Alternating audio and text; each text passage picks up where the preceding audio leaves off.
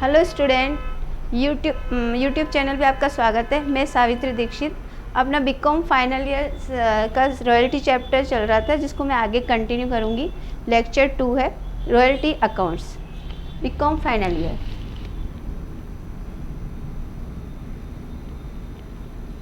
Advance accounting royalty accounts.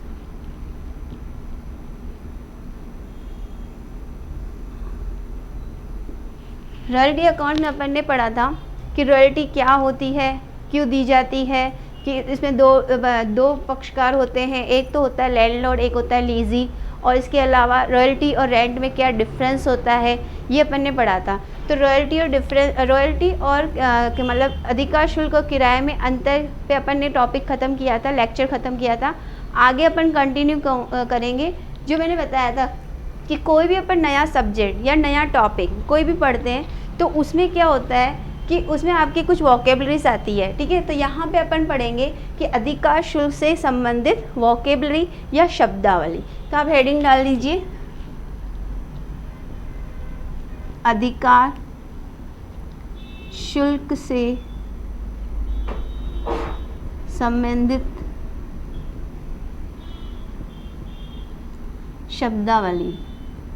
शब्दावली या vocabulary. अधिकार शुल्क से संबंधित शब्दावली, इसमें कुछ 7-8 पॉइंट्स है कि अब पहली बार कुछ टॉपिक पढ़ रहे हैं तो उससे संबंधित क्या क्या चीज़ें होती हैं।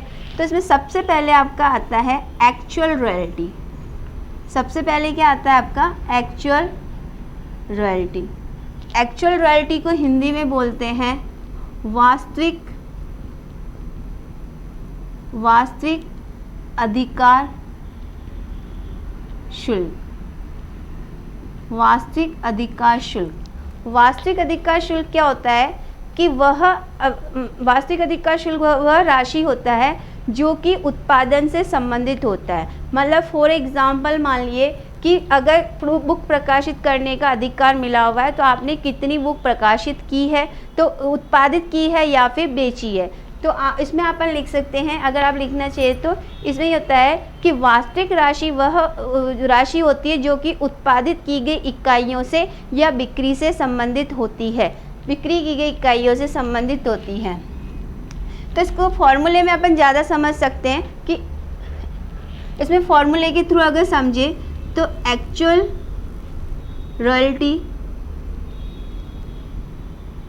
रॉयल्टी इक्वल यूनिट प्रोड्यूस और unit sales multiply royalty rate per unit. तो एक्चुअल रॉयल्टी का फॉर्मूला क्या है कि जैसा कि मैंने बताया कि जो एक्चुअल रॉयल्टी या वास्तविक अधिकार शुल्क होता है वो उत्पादित या फिर बिक्री की गई इकाई से संबंधित होता है कि आपने कितनी इकाइयाँ उत्पादित की है या कितनी इकाइयाँ बेची है, ठीक है। तो एक्चुअल रॉयल्टी का फॉर्मूला क्या आता है कि यूनिट प्रोड्यूस और unit sale multiply royalty rate per unit. जैसे इसको अगर मैं एग्जांपल के थ्रू समझाऊँ तो देखिए आप, फॉर एग्ज़ाम्पल मान लो कि आपकी 2000 यूनिट किसी भी चीज़ की आपने प्रोड्यूस की है या फिर प्रोड्यूस और सेल की है, और उसकी जो रॉयल्टी रेट है वो है मान लिया 5 रुपीज़ पर यूनिट। तो आपकी जो एक्चुअल रॉयल्टी होगी वो हो जाएगी कि यूनिट प्रोड्यूस और unit sales 2000 multiply 5 per unit multiply royalty rate per unit, तो 5। तो आपका एक्चुअल रॉयल्टी कितनी हो जाएगी 10,000 रुपीज़। कितनी हो जाएगी 10,000 रुपीज़ आपकी एक्चुअल रॉयल्टी हो जाएगी। क्लियर। तो एक्चुअल रॉयल्टी का फॉर्मूला क्या है, यूनिट प्रोड्यूस और unit sales multiply royalty rate per unit. अगर एग्जांपल से समझे तो 2000 यूनिट्स प्रोड्यूस है या फिर सेल्स कर दीजिए, कुछ भी हो सकता है। रॉयल्टी रेट पर यूनिट जो है वो 5 रुपीज़ है, तो आपका एक्चुअल रॉयल्टी जो हुई वो कितनी हुई 10,000। Actual royalty clear. Second point जो आता है इसमें वो आता है आपका मिनिमम रेंट। मिनिमम रेंट या फिर मिनिमम रॉयल्टी भी कह सकते हैं आप, क्योंकि रॉयल्टी और रेंट में ज़्यादा डिफरेंस नहीं है। मैं बता चुकी हूँ लास्ट क्लास में कि उसमें ज़्यादा डिफरेंस नहीं होता है, थोड़ा सा माइनर सा डिफरेंस होता है। तो मिनिमम रॉयल्टी। सेकंड पॉइंट क्या है? मिनिमम रेंट और मिनिमम रॉयल्टी। मिनिमम रॉयल्टी क्या होती है? जैसा कि नाम से अगर इसको हिंदी में देखें तो ज़्यादा क्लियर हो जाएगा। न्यूनतम किराया या मृत किराया। न्यूनतम किराया या मृत किराया। अब मैडम ये क्या होता है? तो वह किराया या वह रॉयल्टी जो कि देना ही देना है, चाहे उत्पादन हो या नहीं हो, चाहे आपकी बिक्री हो या नहीं हो, चाहे कम हो चाहे ज़्यादा है, इतना तो आपको देना कंपलसरी ही है। वह क्या कहलाता है? मिनिमम रेंट या मिनिमम रॉयल्टी। तो मिनिमम मतलब न्यूनतम, कम से कम इतना तो देना ही देना है। वह किराया जो कम से कम इतना तो देना ही है। अगर इसको फॉर्मूला नहीं है इसको अपन केवल डेफिनेशन ही लिख सकते हैं। तो आप इसमें लिख सकते हैं वह राशि जो कि पट्टेदार द्वारा देनी ही होगी, चाहे उत्पादन कम हो या ज़्यादा, या फिर हो नहीं, या फिर उत्पादन ना हो। अर्थात जो राशि देनी ही देनी है, चाहे तुम्हारा उत्पादन हो रहा हो या नहीं हो रहा हो, कम हो रहा हो ज़्यादा हो रहा हो, उसे लैंडलॉर्ड को उससे कोई मतलब नहीं है। इसका भी फॉर एग्ज़ाम्पल मान लीजिए कि आरबीआई, अपन उसका ले लेते हैं आरबीडी का एग्ज़ाम्पल, कि जैसे अधिकार शुल्क मतलब आपका जैसे होता है। तो कहने का मतलब ये है कि फॉर एग्जांपल मैं लैंडलॉर्ड हूँ, आप लीजी हो, तो मैंने आपको ये कह रखा है कि चाहे आपकी बुक पब्लिश हो चाहे नहीं हो, चाहे आपकी यूनिट्स बिके चाहे नहीं बिके, मुझे कम से कम किराया 15,000 रुपये पर मंथ चाहिए तो चाहिए। मतलब आप हो या नहीं हो इतना तो चाहिए। तो वो आपका मिनिमम है, चाहे उसमें आपका प्रोडक्शन हो रहा है चाहे नहीं हो रहा है। अब आपका 20,000 भी हो रहा है तो वो आपकी हेडेक है, 10,000 का प्रोडक्शन हो रहा है तो वो भी आपकी हेडेक है। तो कम से कम इतना तो देना ही देना होगा। वो होता है न्यूनतम या फिर मिनिमम रेंट होता है। क्लियर? थर्ड पॉइंट, पहला पॉइंट अपन ने पढ़ा था एक्चुअल रॉयल्टी, दूसरा पॉइंट पढ़ा अपन ने मिनिमम रॉयल्टी, थर्ड पॉइंट इसमें आता है शॉर्ट वर्किंग क्या होता है अभी बताते हैं। पहले आप लिख लीजिए शॉर्ट वर्किंग को हिंदी में बोलते हैं लघु कार्य। हिंदी में क्या बोलते हैं? लघु कार्य। अब मैम ये क्या होता है? देखो शॉर्ट वर्किंग कई बार क्या होता है कि जैसे मिनिमम रेंट जो है वो कम होता है और एक्चुअल रेंट जो होता है वो मिनिमम रेंट ज़्यादा होता है, एक्चुअल रेंट कम होता है। तो आपको क्या होता है कि शॉर्ट वर्किंग हो जाती है। ठीक है, तो इसमें देखिए कि लघु कार्य राशि क्या होती है कि जब न्यूनतम किराया वास्तविक किराए से ज़्यादा होता है तो जो लेज़ी है उसको शॉर्ट वर्किंग होती है। क्या होती है? Short working. मैं एग्जांपल से समझाती हूँ इसको कि लघु कार्य राशि क्या होती है कि वह जब न्यूनतम किराया वास्तविक राशि से, जब न्यूनतम किराया वास्तविक अधिकार शुल्क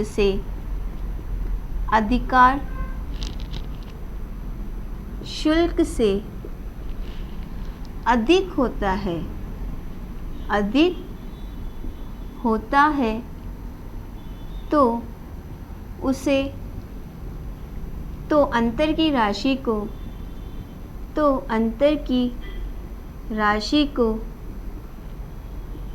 शॉर्ट वर्किंग कहते हैं। शॉर्ट वर्किंग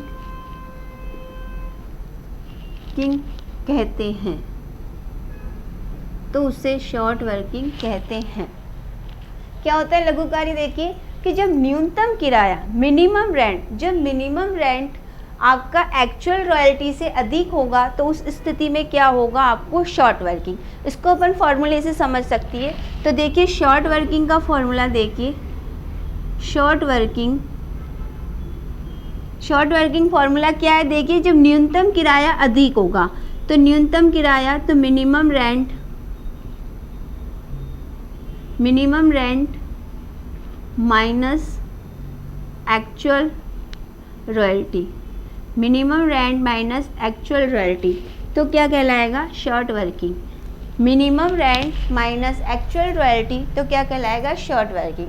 इसको अपन एक एग्जांपल से समझते हैं। देखिए फॉर एग्जांपल मैं एक एग्जांपल ले रही हूँ। जैसे आपकी बुक है, मान लीजिए आरबीडी पब्लिश कर रहा है, आरबीडी रमेश बुक डिपो। तो रमेश बुक डिपो पब्लिश कर रहा है, ठीक है, और मैं एक ऑथर हूँ, ठीक है, मैं ऑथर हूँ, मान लो शर्मा एंड शाह हूँ, या फिर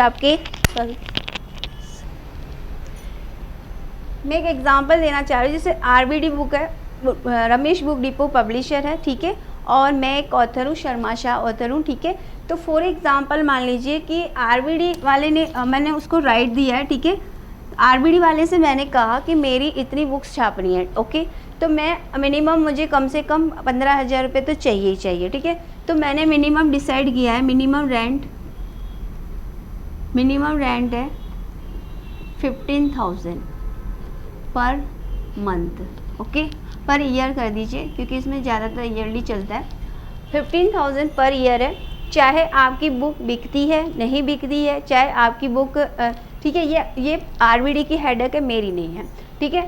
उसके बाद एक्चुअल में क्या हुआ कि जब आरबीडी ने बुक पब्लिश की तो उसकी जो बुक बिकी वो मान लो कि उसकी बिकी है, मान लो इसकी एक बुक है 100 रुपये की, ठीक है, बुक है 100 रुपीज़ पर, ठीक है, और इसकी जो बुक्स बिकी है, बुक सेल है वो आपकी 120 यूनिट्स, ओके। इधर देखिए मिनिमम रेंट डिसाइड हुआ था 15,000 और बुक जो है वो 100 रुपीज़ पर है, और बुक सेल जो हुई है वो 120 यूनिट्स हुई है, ओके। तो इसमें आपका क्या हुआ कि जैसे अगर इस फॉर्मूले से देखें तो मिनिमम रेंट कितना है आपका? मिनिमम रेंट है आपका 15,000, और एक्चुअल रॉयल्टी अपन ने पीछे कैसे निकाली थी? एक्चुअल रॉयल्टी कैसे निकाली थी कि एक्चुअल रॉयल्टी अपन ने निकाली थी कि यूनिट प्रोड्यूस या यूनिट सेल। तो यूनिट सेल कितनी की अपन ने? 120, और यूनिट पर यूनिट कितने की है? यूनिट की प्राइस कितनी है आपकी? 100 रुपी। तो कितनी आ गई? 12,000। कितनी आ गई? 12,000 एक्चुअल रॉयल्टी। तो अपना मिनिमम रेंट है 15,000 और एक्चुअल रॉयल्टी आपकी आई है कितनी? 12,000। तो हमारा जो शॉर्ट वर्किंग हुआ वो कितना हो गया? 3,000। शॉर्ट वर्किंग कितना हो गया? 3,000। क्लियर? मिनिमम रेंट 15,000 है कि आपकी चाहे यूनिट्स बिके चाहे नहीं बिके, आई डोंट केयर, मुझे 15,000 चाहिए तो चाहिए पर एनम। लेकिन जो रमेश बुक डिपो है उनकी एडवांस अकाउंटिंग की 120 बुक्स बिकी है और 100 रुपीज़ की बुक है मान लीजिए, तो आपकी टोटल कितनी आ गई? एक्चुअल रॉयल्टी तो आ रही है 12,000 और मिनिमम रेंट जो है वो आपका 15,000, तो 3,000 जो है वो शॉर्ट वर्किंग है। क्लियर? तो शॉर्ट वर्किंग जो होती है वो आपका जो लीजी होता है उसके लिए लॉस है, क्योंकि उसके पास आए तो 12,000 ही, लेकिन उसको देने कितने पड़ गए? 15,000। तो जो आपका शॉर्ट वर्किंग होती है वो लीजी के क्या है? लॉस है। लीजी के लिए क्या है? लॉस है। Okay clear? तो शॉर्ट वर्किंग लीजी के लिए लॉस होता है। क्लियर है? शॉर्ट वर्किंग क्या है कि मिनिमम रेंट जब ज़्यादा होगा एक्चुअल रॉयल्टी से तो हमें क्या हो जाएगा? शॉर्ट वर्किंग होगा। शॉर्ट वर्किंग किसको होता है? लीजी को होता है, ना कि लैंडलॉर्ड को होता है। जो मतलब अधिकार ले रहा है उसके लिए शॉर्ट वर्किंग है, अधिकार देने वाले के लिए नहीं है। अधिकार देने वाले के लिए यही चीज़ हो जाएगी जो बता रही हूँ मैं, वो होगी। देखिए नेक्स्ट पॉइंट, 4th पॉइंट होता है एक्सेस वर्किंग या फिर सरप्लस, एक्सेस वर्किंग या फिर सरप्लस। सरप्लस जानते हो ज़्यादा हो गया, ठीक है, तो फॉर्मूले से पता चल जाएगा, ठीक है। तो इसमें क्या होता है, सरप्लस जिसको बोलते हैं अपन आधिक्य लघु कार्य राशि, आधिक्य लघु कार्य राशि या आधिक्य राशि भी कर सकते हैं आप लोग, आधिक्य राशि। अब जस्ट अपोजिट होता है, यहाँ पे क्या आता है देखिए, जब न्यूनतम किराया वास्तविक अधिकार शुल्क से अधिक होता है तो अंतर की राशि को शॉर्ट वर्किंग कहते हैं। जस्ट अपोजिट, जब एक्चुअल रॉयल्टी मिनिमम रॉयल्टी से अधिक होगी, जब एक्चुअल रॉयल्टी मतलब वास्तविक अधिकार शुल्क अगर न्यूनतम किराए से अधिक होगा तो वो क्या कहलाएगा, सरप्लस कहलाएगा। अगर अपन की डेफिनेशन मतलब अर्थ देखें हिंदी में तो देख लीजिए एक बार, जब वास्तविक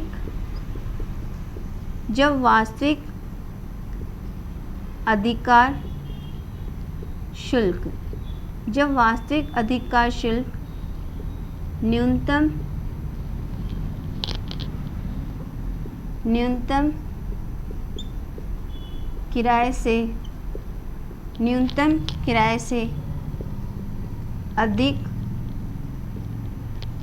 किराए से अधिक होता है तो अंतर की राशि आधिक्य कहलाती है, आधिक्य या सरप्लस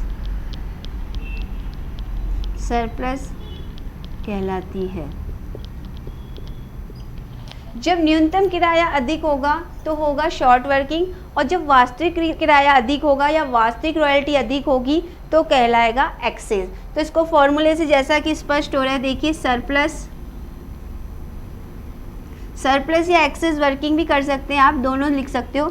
तो सरप्लस बराबर actual royalty minus minimum rent, surplus बराबर actual royalty minus minimum rent. Clear? इसको अपन एक एग्जांपल से समझते हैं।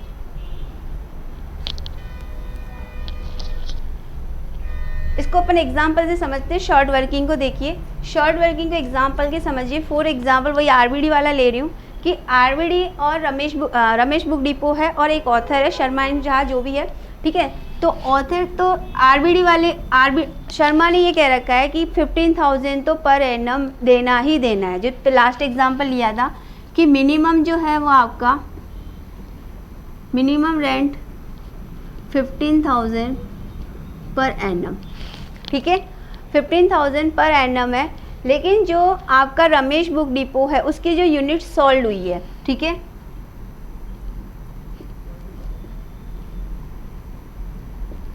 बुक जो सोल्ड हुई है वो हुई है आपकी मान लो 150 यूनिट्स, ठीक है, 150 बुक सोल्ड हुई है। और जो उसकी रॉयल्टी रेट है वो है आपकी मान लीजिए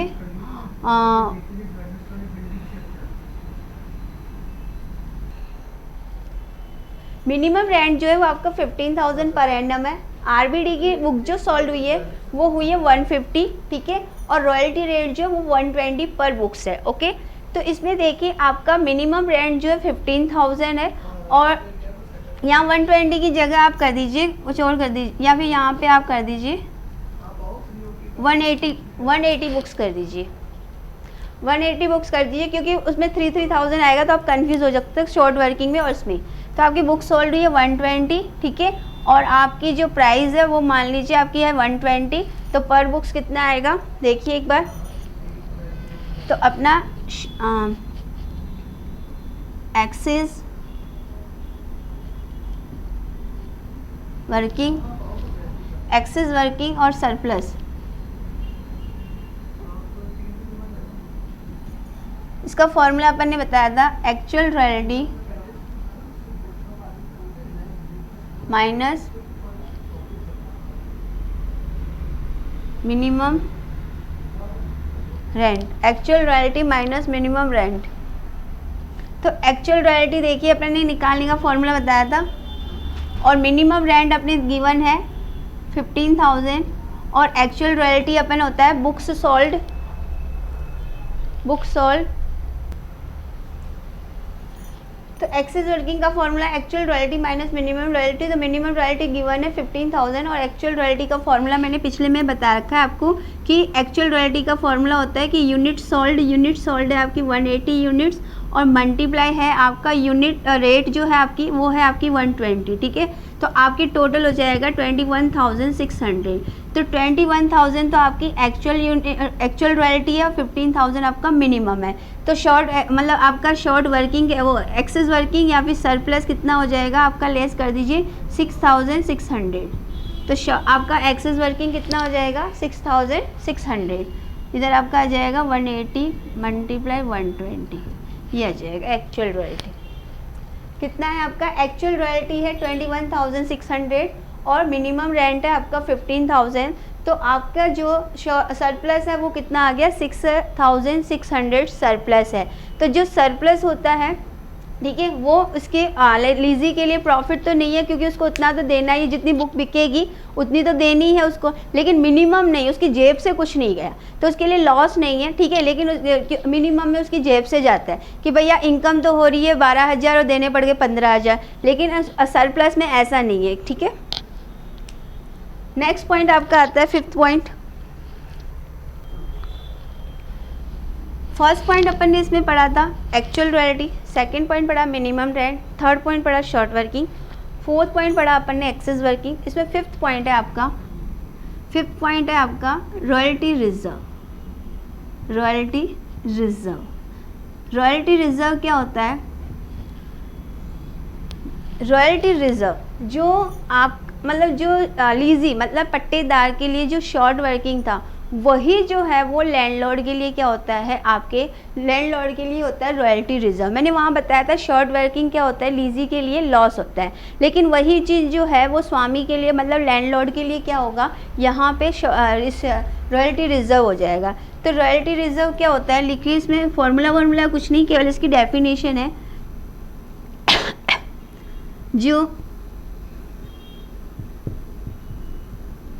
जो पट्टेदार के लिए लघु कार्य राशि होती है, लघु कार्य या शॉर्ट वर्किंग होता है,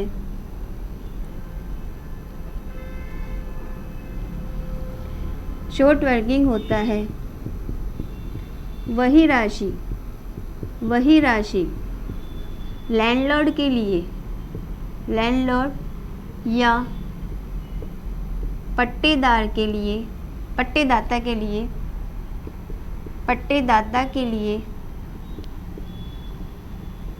रॉयल्टी रिजर्व के नाम से जाना जाएगा। रॉयल्टी रिजर्व के नाम से जाना जाता है। यह लैंडलॉर्ड के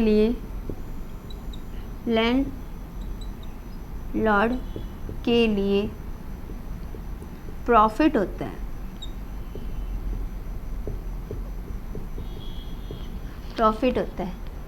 सीधी सी बात है कि अपन ने एग्जाम्पल देखा था कि मिनिमम उसको 15,000 देना था, जबकि एक्चुअल उसको 12,000 ही हुआ। तो 3,000 जो है वो आपके लीजी के लिए क्या था, लॉस था। अब वही 3,000 जबकि उसको 15,000 लैंडलॉर्ड के लिए आए 15,000, जबकि वास्तव में तो 12 ही थे। तो 3,000 उसके लिए क्या था, उसके लिए क्या है, वही चीज़ जो वहाँ लीजी के लिए जो आपकी शॉर्ट वर्किंग थी, वही चीज़ लैंडलॉर्ड के लिए क्या हो जाएगी, रॉयल्टी रिजर्व हो जाएगी। क्या हो जाएगी, royalty reserve.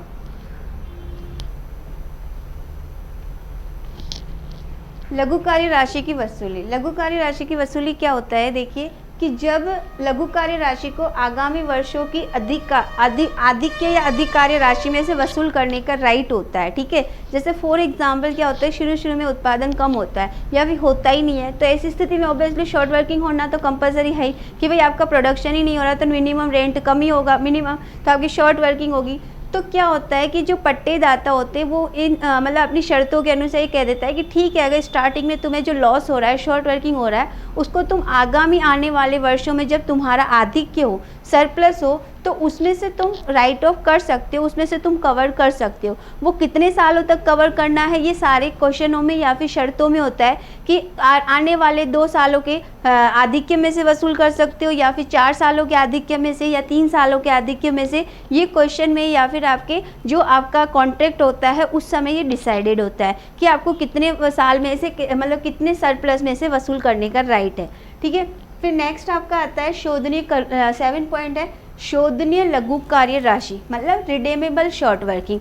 Redeemable short working क्या होता है कि अभी मैंने बताया कि आपको शॉर्ट वर्किंग वसूल करने का राइट मिलता है। राइट ये आपके कॉन्ट्रैक्ट के तहत होता है कि कब कितने में से करना है, 2 साल में से, 3 साल में से, ये राइट होता है। ठीक है, तो जो आपको शॉर्ट वर्किंग सरप्लस में से जो कवर हो चुकी है, ठीक है, मान लो कि 2 साल में आपका जैसे अभी 3000 का लॉस था, ओके, फर्स्ट मैंने एग्जांपल दिया था, शॉर्ट वर्किंग आपकी 3000 की थी, आपके मान लो 2000 नेक्स्ट ईयर प्रॉफिट हुआ तो उसमें से आपने 1000 कवर कर लिया, उसके नेक्स्ट ईयर में आपने 2000 कवर कर ली। ठीक है, तो ये आपकी जितनी राशि आपकी शॉर्ट वर्किंग कवर हो चुकी है, ठीक है, वो तो हो जाएगी आपकी रिडेमेबल शॉर्ट वर्किंग हो जाएगी। और मान लो जो राशि कवर नहीं हो चुकी वो हो जाएगी इरिडेमेबल या अनरिकेपेबल अमाउंट हो जाएगी। नेक्स्ट पॉइंट है अशोधनीय लघु कार्य राशि, तो मतलब जो कवर हो चुकी है शॉर्ट वर्किंग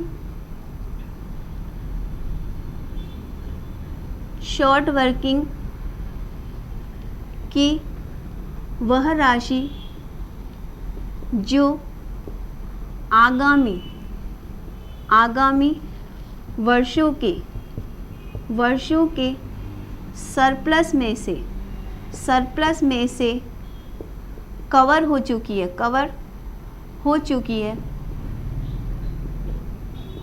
है वह रिडेमेबल अमाउंट कहलाती है, रिडेमेबल शॉर्ट वर्किंग कहलाता है। और नेक्स्ट है इररिडेमेबल, मतलब शॉर्ट वर्किंग की वह राशि जो आगामी वर्ष के सरप्लस में से कवर नहीं हो पाई, मतलब जो नहीं चुक पाई, वो क्या कहलाएगी, इररिडेमेबल कहलाएगी। तो शॉर्ट वर्किंग की वह राशि जो आगामी वर्षों के सरप्लस में से कवर या वसूल नहीं हो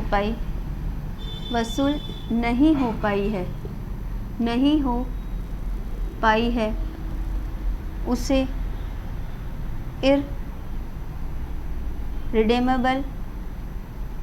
इररिडेमेबल शॉर्ट वर्किंग या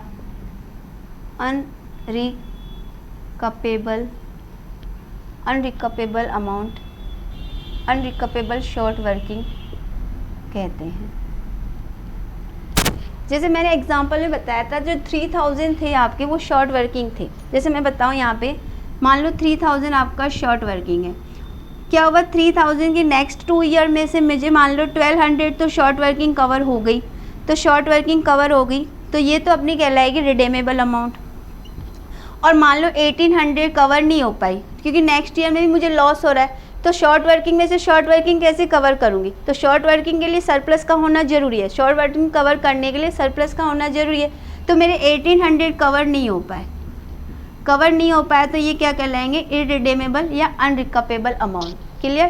तो यहाँ पे आपकी वोकेबलरी कंप्लीट हुई है। वोकेबलरी में आपके 8 पॉइंट्स थे। सबसे पहले एक्चुअल रेंट था, नेक्स्ट सेकंड पॉइंट आपका मिनिमम था, थर्ड पॉइंट शॉर्ट वर्किंग था, फोर्थ पॉइंट सरप्लस था, फिफ्थ पॉइंट आपका रॉयल्टी रिजर्व था, सिक्स पॉइंट था आपका लघुकारी राशि की वसूली, 7 पॉइंट था आपका रिडेमेबल शॉर्ट वर्किंग और 8 पॉइंट था आपका इरिडेमेबल। तो यहाँ पे आपकी जो वोकेबलरी थी वो कंप्लीट हो गई और नेक्स्ट क्लास में अपन पढ़ेंगे कि किस तरीके से इसको अकाउंट्स में एंट्रीज की जाती है, कैसे कैसे लैंडलॉर्ड की बुक में एंट्री होती है और कैसे कैसे लीजी की बुक में। इसके लिए आप नेक्स्ट क्लास को देखिए और इसको सब्सक्राइब कीजिए।